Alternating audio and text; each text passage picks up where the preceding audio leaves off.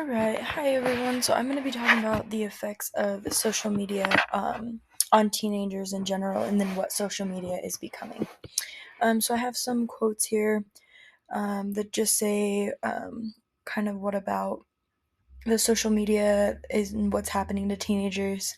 So one says exposure to videos and photos on social media platforms can contribute to body dissatisfaction, eating disorders among teen and adolescent girls, and can lead to serious mental health issues, including suicidal behaviors. And I have actually an example of this at the later.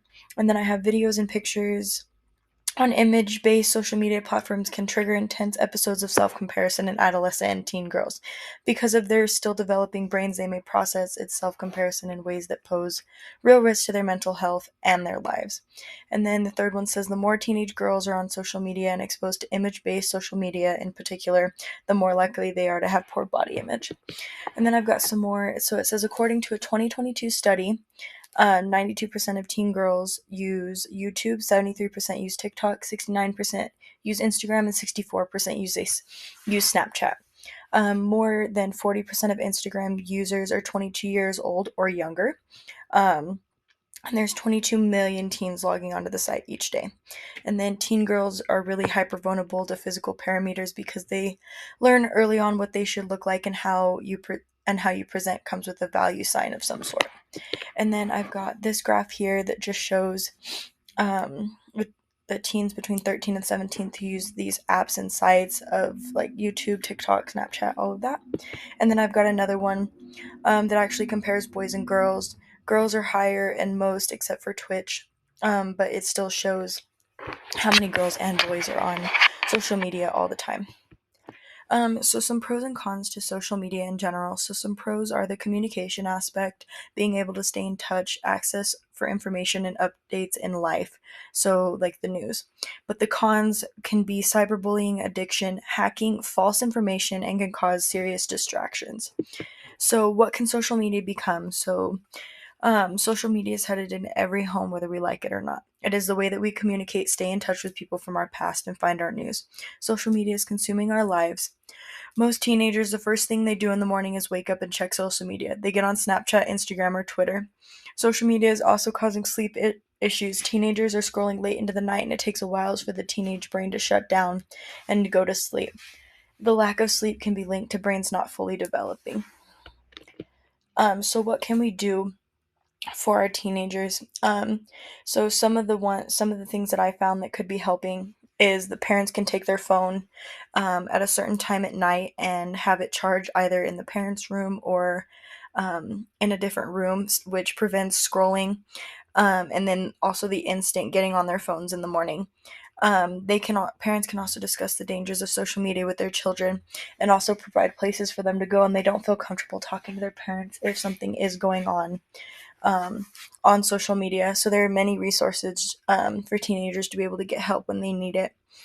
Um, there's a bunch of different things that are online that can help with these social media issues. There's a bunch of people that you can talk to and get resources for if you are struggling with this. So I have a personal story here that was it was actually a story done by CNN. So CJ was a 17-year-old boy who committed suicide from dealing with social media. So I'm just going to read the story about what happened. So Christopher James Dolly, known as CJ, was 14 years old when he signed up for Facebook, Instagram, and Snapchat. He documented his life on those platforms. CJ worked as a busboy at Texas Roadhouse in Wisconsin. He loved playing golf, watching Doctor Who, and was highly sought out after top-tier colleges. Throughout high school, he developed what his parents felt was an addiction to social media. By his senior year, quote, he couldn't stop looking at his phone. He often stayed up till 3 a.m. on Instagram messaging with others, sometimes swapping nude photos, his mother said. He became sleep deprived and obsessed with his body image. On January 4th, while the family was taking down their Christmas decorations, CJ retreated to his room. He sent a message to his best friend, Godspeed, and posted an update on his Facebook page. Who turned out the light? CJ held a .22 caliber rifle in one hand, his smartphone in the other, and fatally shot himself. He was 17. Police found a suicide note written on the envelope of the college acceptance letter. His parents said he never showed outward signs of depression or suicide ideation. When he was found, His phone was still on, still in hand with blood on it. He was so addicted to it, even in his last moments of life. They were posted on social media. Um, so, and then I just have the quote here that was really stood out to me, that he was looking at his phone nonstop till 3 in the morning. So he was really addicted, but it's extremely sad of what happened to this young boy because of social media. So some resources that I have, these are 2 places for teens to go if they are struggling with addiction to social media, things that, and if they just need help in general. These are 2 places that they can go and talk. These are both specifically geared for teenagers, so they have other teenagers working, and they have other people working who understand the teenage mind and what is going on. So these are awesome resources for them to go to. And then I have my Works Cited page. Thank you.